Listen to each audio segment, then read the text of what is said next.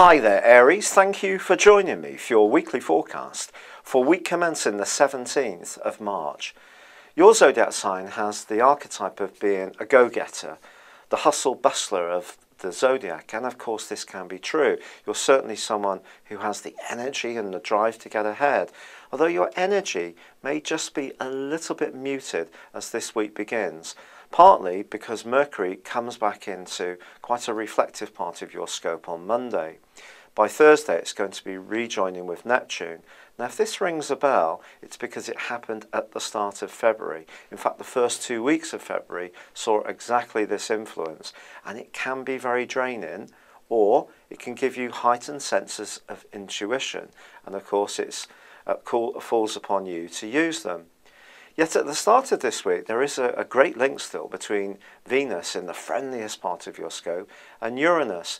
And this is encouraging you that where you do feel a sense of trust and sincerity around your relationships, and along with Mars combining still with your North Node, one tie or one involvement can go from strength to strength.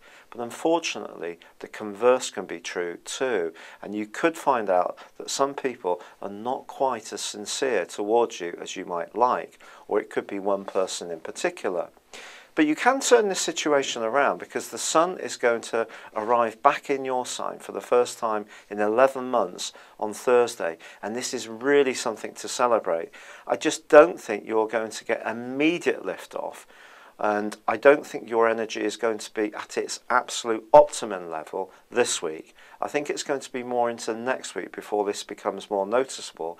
And once Neptune and Mercury have separated somewhat, whilst they're together, your nervous system in particular could be running on a little bit of a low ebb. But what the Sun does remind us is that this is the start of the vernal equinox.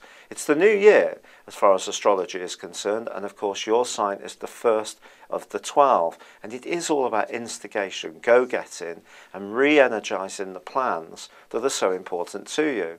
But the complex T-square that's still going on between Uranus in your sign, Jupiter and Pluto, also says that you need to juggle things. And I do feel that just staying in touch with the areas where you may not be so sure, or where doubts may be coming up, don't just sweep them under the carpet. Embrace them and try to confront them full on. Because if you take the time to do this, you're going to then fully be clear of them for when your energy picks up in the week following this one. But if you try to just dodge them, I think they're going to be there in the background of your situation, at least subconsciously, for some time to come. So you're setting the platform this week for something a lot brighter, but there is a transition week here, which does require you to keep your wits about you and stay in touch with your emotional impulses, and just listen to your inner voice if any message comes up. Do not try to ignore it. Thank you for joining me. Good luck and goodbye for now.